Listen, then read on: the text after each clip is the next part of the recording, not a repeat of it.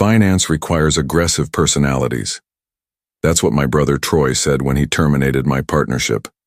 Just like that. 23 years building Shepherd Capital Holdings, and he cut me loose with a handshake and corporate speak. My name is Colin Shepherd. I'm 41, and until last week I was senior partner at the investment firm my dad started in our garage back in 1987. Troy's 39, 2 years younger, but he's been acting like the heir apparent since he learned to walk. Dad always said Troy had the killer instinct for high finance. Me? I was the steady hand, the one clients trusted with their retirement funds and their kids' college money. Troy had been circling this moment for months. Ever since Dad announced he was stepping back from day-to-day operations, Troy started making moves, brought in 2 outside investors, restructured the partnership agreements, held meetings I wasn't invited to. The writing was on the wall, but I kept my head down and did my job. 23 years of client relationships don't just disappear because your little brother gets ambitious. The morning he called me into the conference room, I knew what was coming. Troy sat behind Dad's old desk like he'd been born to it, wearing a suit that cost more than most people make in a month. The 2 outside investors flanked him like bodyguards. "Colin, we need to talk about your role moving forward," he started. I sat across from him in the same chair where I'd pitched my first client presentation 15 years ago. The leather was worn smooth from all the nervous executives who'd sat there before me, hoping we could save their companies from bankruptcy or grow their family trusts into something their grandchildren would thank them for. "The firm's evolving," Troy continued. "We're moving into more aggressive investment strategies. Cryptocurrency portfolios, high-yield derivatives, venture capital partnerships, the kind of plays that require a certain mindset." He paused, watching my face for a reaction. I didn't give him one.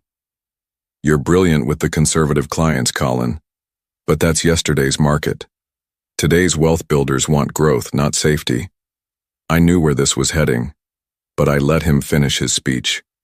23 years of partnership, and he couldn't even give me the courtesy of honesty. He had to dress it up in business jargon and market analysis. When he finally got to the point about terminating my role, I stood up and extended my hand. "I understand," I said. "Aggression can be effective." Troy shook my hand, probably expecting a fight or at least some pushback. Instead, I walked out of that conference room and started making phone calls. He had no idea what he'd just unleashed. Building Shepherd Capital wasn't just my career, it was my life. Dad started the firm when I was 18, fresh out of high school and hungry to prove myself. While Troy was off playing lacrosse at some private college, I was learning the business from the ground up, filing paperwork, cold calling prospects, driving Dad to client meetings in his beat-up Honda. By the time Troy graduated and joined the firm, I'd already established relationships with half our client base. Doctors who trusted me with their malpractice settlements, lawyers who let me manage their retirement accounts, 3 old Boston families whose wealth went back to the shipping industry in the 1800s. These weren't flashy tech entrepreneurs looking for the next big score. They were people who valued consistency, integrity, and the kind of returns that compounded quietly over decades. Troy always saw that as a limitation. "We're leaving money on the table, Colin," he'd say whenever I'd recommend a conservative municipal bond over some venture capital scheme. "These trust fund babies have millions just sitting in savings accounts. We could triple their wealth in 5 years with the right aggressive strategy." But I knew our clients. Dr. Patricia Wynn didn't want to triple her wealth in 5 years. She wanted to know her retirement was secure and her daughter's medical school tuition was covered. The Blackwood Family Trust wasn't looking for explosive growth. They wanted preservation of capital that had survived the Great Depression, 2 world wars, and the 2008 financial crisis. That's where Troy and I differed. He saw dollar signs and growth percentages. I saw people. The cracks started showing about 6 months ago. Troy began scheduling client meetings without me, pitching new investment strategies that made me nervous. He'd come back from these meetings talking about cryptocurrency portfolios and hedge fund partnerships like they were guaranteed winners. When I'd ask for details, he'd wave me off with some comment about evolving the firm's vision. Then came the outside investors. 2 guys from New York with expensive watches and thin smiles. They'd sit in our conference room talking about market disruption and aggressive growth models, while Troy nodded along like their best student. Dad seemed uncomfortable with them, but he was already talking about retirement, and Troy had convinced him these were the kind of partners who could take Shepherd Capital to the next level. I started noticing other changes too. Phone calls that stopped when I entered the room. Emails I wasn't copied on. Documents that required only Troy's signature when they used to require both partners' approval. The morning Troy terminated my partnership, I wasn't surprised. Disappointed, maybe. Hurt that 23 years of partnership meant so little to him. But not surprised. What did surprise me was how calm I felt walking out of that building. I sat in my truck for an hour after Troy dismissed me. Not because I was devastated. I'd seen this coming for months. I sat there because I was calculating. 23 years of client relationships don't just belong to Shepherd Capital Holdings. They belong to the person who built them, nurtured them, earned the trust that makes them possible. Troy thought he was inheriting a client list when he took over the firm. What he was actually inheriting was my reputation, my relationships, and my word. That's when I realized what I had to do. 3 months earlier, during one of my routine reviews of our partnership agreements, I'd noticed something interesting, a clause buried deep in the limited partner documentation that gave certain high-value clients the right to redirect their investments immediately upon any change in senior management. It was standard language, the kind of protective measure wealthy families insist on when they're entrusting millions to an investment firm. Troy hadn't bothered reading the fine print. Neither had his New York investors. They were too busy planning their aggressive growth strategies to worry about contract details. I pulled out my phone and started scrolling through my contacts. Dr. Wynn, Attorney Harrison Black from the Blackwood Family Trust. Margaret Foster, who managed the Pemberton estate. 6 families who represented over $87 million in managed assets. 6 families who'd trusted me personally for more than a decade. The first call was to Dr. Wynn. Patricia, it's Colin Shepherd. I wanted to let you know there have been some management changes at the firm, and I wanted to discuss your options under the Partnership Protection Clause in your agreement. Her response was immediate. Are you leaving, Colin? I've been asked to step down from my partnership role. Then so am I. What do you need me to do? The conversation lasted 10 minutes. By the end, she'd agreed to transfer her entire portfolio, $12 million, to whatever firm I established next. The second call was to Harrison Black. Similar conversation, similar outcome. $15 million in trust assets, ready to move. By the time I drove home that evening, I'd made 6 phone calls and secured commitments for $87 million in transferred assets. Not bad for an afternoon's work. The beautiful part was Troy's timing. He'd terminated my partnership on a Friday afternoon, probably planning to announce his new vision for the firm on Monday morning. What he didn't realize was that gave me an entire weekend to execute the client notifications required by the partnership protection clauses. By Monday morning, Shepherd Capital Holdings would wake up to a very different reality. I started the truck and drove home to my wife, Julia. She was in the kitchen when I walked in, and she took one look at my face and knew something had changed. How bad? She asked. Actually, I said, I think it might be very good. Monday morning arrived with the kind of crisp October air that makes Boston feel alive. I was up at 5 a.m. drinking coffee and reviewing the legal documents I'd been preparing for months. By 7 a.m., I was already at the office of Patterson & Associates, the law firm that had helped me incorporate Shepherd Advisory Group 2 months earlier. The paperwork was simple. 6 asset transfer requests, each one perfectly legal under the partnership protection clauses Troy had never bothered to understand. $87 million moving from Shepherd Capital Holdings to my new firm before Troy even opened his office. I was back home by 9 a.m. when my phone started ringing. Colin, what the hell did you do? Troy's voice was tight with panic. I exercised my client's contractual rights, I said. Something you might want to familiarize yourself with. You can't just steal our clients. I didn't steal anything. I simply informed them of their options under the management change provisions in their agreements. They made their own decisions. The line went quiet for a long moment. When Troy spoke again, his voice had changed. Gone was the panic, replaced by something colder. You think you're clever, Colin, but you've made a serious mistake. Those clients signed contracts with Shepherd Capital Holdings. We have legal grounds to block any transfers. Actually, you don't. I wrote most of those contracts, remember? I made sure the protection clauses were ironclad. We'll see about that. I'm calling our lawyers. The call ended, and I knew Troy was about to make his first real mistake as managing partner. Within an hour, he'd be sitting across from expensive attorneys trying to find some way to claw back the clients he'd just lost. He'd spend thousands on legal fees, waste time he didn't have, and ultimately discover what I already knew. The contracts were bulletproof. But Troy's real problem wasn't legal. It was mathematical. Shepherd Capital operated on a management fee structure. We earned 1.5% annually on all managed assets, plus performance bonuses on successful investments. With $87 million walking out the door, Troy had just lost over $1 million in annual revenue. The two outside investors who'd backed his takeover weren't going to be happy about that. My phone rang again around noon. This time it wasn't Troy. Colin, this is Gerald. My father's voice was carefully neutral, but I could hear the tension underneath. Dad, we need to talk. Can you come to the office? I don't think that's a good idea. Troy made his position pretty clear on Friday. Troy isn't running this conversation. I am. I drove to the office wondering what kind of reception I'd get. The Shepherd Capital Holdings building was a converted brownstone in Boston's financial district, the kind of understated elegance that old money clients preferred to flashy glass towers.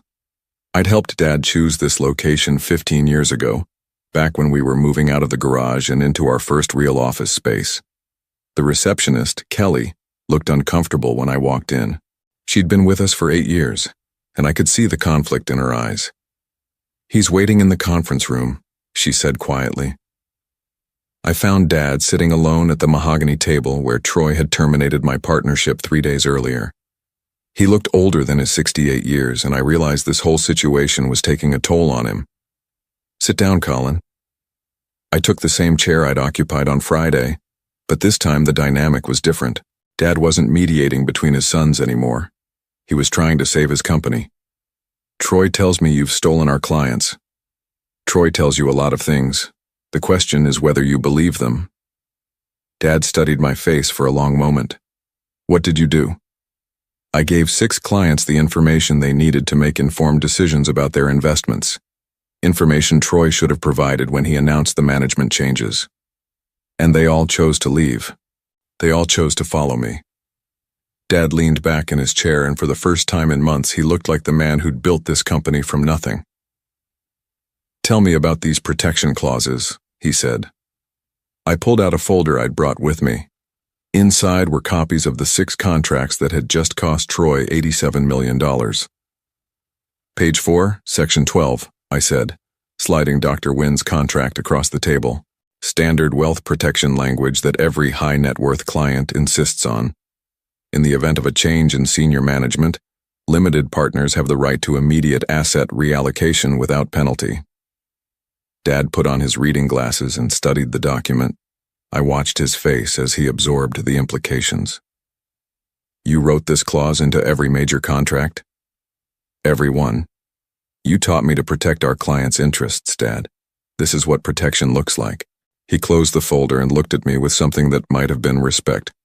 Troy doesn't know about these clauses, does he? Troy doesn't read contracts. He signs them and moves on to the next deal. But you've been planning this for months. I've been preparing for this possibility since Troy brought in the outside investors. When you announced your retirement, I knew what was coming. Dad was quiet for a long moment, processing everything I'd told him. When he spoke again, his voice was different. There's something you need to know about those investors, he said. Something Troy hasn't told you. I waited. They didn't just want a partnership stake in Shepherd Capital. They wanted to acquire us outright. The plan was to use our client relationships to bootstrap a much larger investment fund. Troy convinced them to start with a partnership arrangement, but the end game was always a complete buyout. The pieces started falling into place. Troy's aggressive expansion plans, the meetings I wasn't invited to, the rush to change the firm's investment philosophy. They were never planning to keep me around, I said. Troy convinced them you'd be a problem, too conservative, too attached to the old ways. They wanted someone who could deliver the kind of growth numbers that would justify their investment. And now? Dad almost smiled. Now they're looking at a firm that just lost 60% of its managed assets in a single morning. The growth projections Troy promised them are mathematically impossible. I understood then why Dad had called this meeting. It wasn't about family reconciliation or finding a way to bring me back into the fold. It was about survival. What are you asking me, Dad? I'm asking what it would take for you to consider returning those clients to Shepherd Capital. Under Troy's management? Nothing. What about under different management?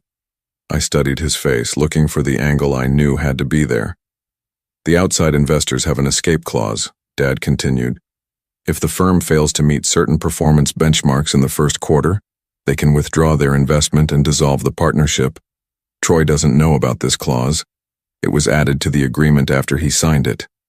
You're planning to force them out. I'm planning to give them a reason to leave voluntarily. The question is whether you'd be interested in rebuilding what we started. I thought about the 6 phone calls I'd made on Friday afternoon, the trust those clients had placed in me personally, not in the Shepherd Capital name, the new firm I'd already incorporated, the office space I'd already leased. I appreciate the offer, Dad, but I think it's too late for that. His expression told me he'd been expecting that answer. Then I guess we'll see what happens next. The call came at 6 a.m. Tuesday morning. Margaret Foster, who managed the Pemberton estate, was on the line. Colin, I just got off the phone with Harrison Black. He says you're setting up a new firm? That's right. Shepherd Advisory Group. We'll be operational by next Monday. Good. The Pemberton trustees met yesterday evening. We're ready to transfer the full portfolio, $28 million. But we have a request. I waited. We'd like you to consider taking on additional clients. We've been talking to some other Boston families who are concerned about changes in their current wealth management arrangements. That was how I learned about Troy's weekend. While I'd been setting up my new firm, he'd been making desperate phone calls to every major client, trying to convince them to stay with Shepherd Capital. His pitch had been aggressive, promising returns that bordered on impossible, and dismissing their concerns about the management changes. The old money families of Boston don't respond well to aggressive sales tactics. By Tuesday afternoon, I had inquiries from 4 additional families representing another $43 million in managed assets. Word was spreading through the quiet networks that connect Boston's wealth management community. Wednesday brought a different kind of call. Colin Shepherd? Speaking. This is David Morrison from Morrison & Associates. We represent Shepherd Capital Holdings. We need to discuss your recent client solicitation activities. I'd been expecting this call since Monday. I haven't solicited anyone, Mr. Morrison. I've simply responded to inquiries from former clients. Our understanding is that you actively contacted clients to encourage them to terminate their relationships with Shepherd Capital. Your understanding is incorrect. I contacted clients to inform them of their contractual rights under existing partnership protection clauses. Nothing more. We have documentation suggesting otherwise. Then you should review that documentation with someone who understands contract law. I'll be happy to provide copies of all relevant communications if you'd like to pursue this legally. The call ended quickly after that. Troy was grasping at straws, trying to find some legal angle that would force his clients back. But contracts are contracts, and I'd written good ones. Thursday morning brought news that changed everything. Kelly, the receptionist at Shepherd Capital, called me at home. Colin, I probably shouldn't be telling you this, but I thought you should know. The 2 investors came in yesterday. They were in Dad's office for 3 hours. When they left, Troy looked like someone had died. What happened? I don't know exactly, but I heard raised voices. And this morning, Troy's been on the phone with headhunters. I think he's looking for a new job. I thanked Kelly and hung up, then sat at my kitchen table trying to piece together what had happened. The investors had probably run the numbers and realized their aggressive growth projections were impossible without the clients I'd taken. They were cutting their losses and getting out. That afternoon, I got a call that confirmed my suspicions. "Colin, it's your father. Can we meet?" We met at a coffee shop in Harvard Square, neutral territory away from the office. "The investors are out," Dad said without preamble. "They invoked their escape clause this morning." "And Troy?" "Troy is trying to salvage what's left, but without their backing, he doesn't have the capital to pursue the aggressive strategies he promised. He's essentially running a firm with 30% of its original client base and no growth prospects. What are you going to do?"